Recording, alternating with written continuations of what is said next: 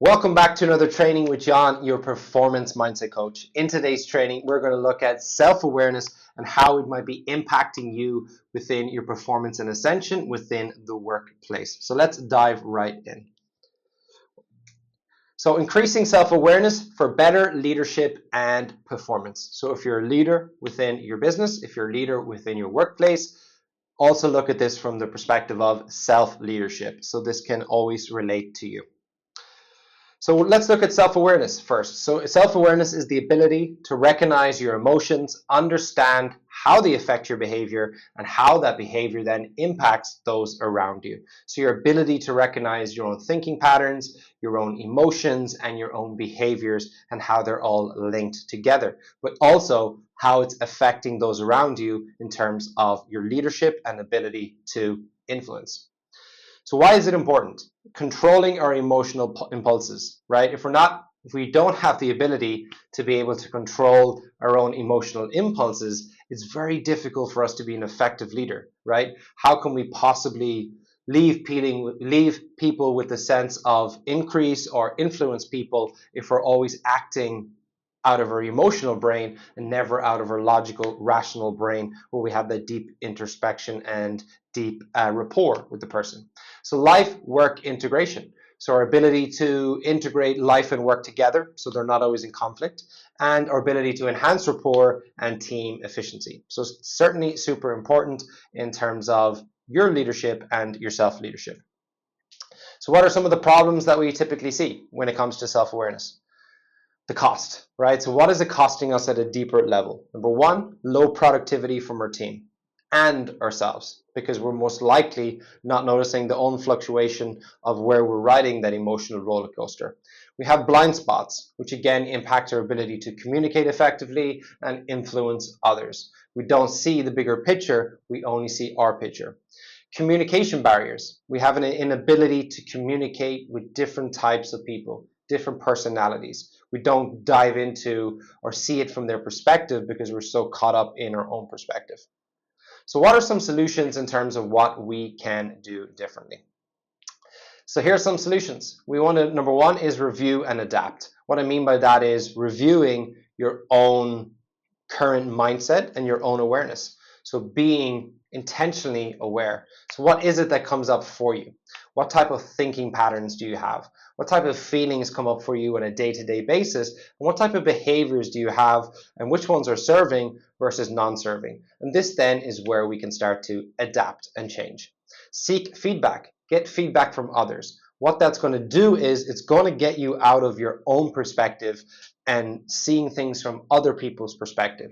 Now, it doesn't mean that you have to take on everything that they say, but we really want to just get out of our own blind spot and our own narrow focus or narrow viewpoints that we have, because that's just a collection of our own stories that we have based up to this point in time. If we can see the bigger picture, we have more options and we can be more flexible. Emotional regulation practices. Your ability to proactively manage your own emotional state is going to help you be more self-aware. It's going to help you better manage your own emotions, and it's going to help you be a better leader in the workplace. So let's look at review and adapt, right? So reviewing your emotions and behaviors, which you've already touched on, doing it during scheduled times. Now, why that's important is scheduling in times to do your reviews, because if you don't schedule it, it's not a priority. If you put it in your schedule that every Friday I review my week, what went well, what didn't go well, or at the end of every day I review my day, you're more likely to actually do the activity because you've created an expectation for your brain. And don't forget the principle of marginal gains. Look for those 1% improvements. Look for the ways that you can just move the dial forward 1 degree at a time. Seek feedback. Overcome your own blind spots by asking others for feedback. Remember, the brain loves feedback. It's how we grow. It's what's required to grow. But we tend to shy away from feedback because we worry it affects our self-image. But in fact, we need feedback, and it's how we grow and it's how we learn. And the more we proactively look for it, the better we become at managing it. And essentially, that's what we're doing when we journal, right? And we practice self-awareness. You're giving yourself feedback. Emotional regulation practices.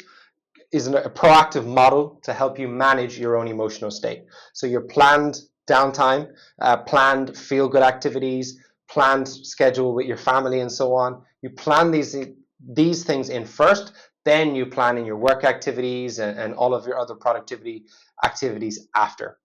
Doing things like practicing mindfulness and meditation is always going to help you be in more control of your own emotional state so you can show up at a better version of yourself. So this one is super, super important when it comes to consistency, because most of the time when we're not consistent, it often comes back to we're constantly riding that emotional roller coaster instead of being able to manage ourselves through that roller coaster or manage ourselves through the wave without falling off every single time. So here is your ascension activity for today. So spend 5 minutes at the end of the day reflecting on your interactions. Write down 2 to 3 moments where you felt triggered or emotionally reactive. Then ask yourself, why did I react this way? What was the root emotion? So just bring more awareness to how your emotional reactions within the workplace, within communication, is actually helping you or hindering you. And then looking at it from another perspective of how could I have approached this slightly different? What would have been a better way to approach it? And what was the root emotion behind it? This is going to help you be more aware of your communication and be more aware of how you might have emotional impulses. A couple of reminders. It's a soft skill. Remember, this is something we can improve and we can grow at over time. Read the blog for more tools. So there's a blog provided with this training that will dive into more depth around self-awareness as it relates to leadership and emotional intelligence. And check our website for other good blogs and trainings at johnkanecoaching.com. You can find more blogs related to leadership, emotional intelligence, mindset, everything you need to be the most successful version of yourself.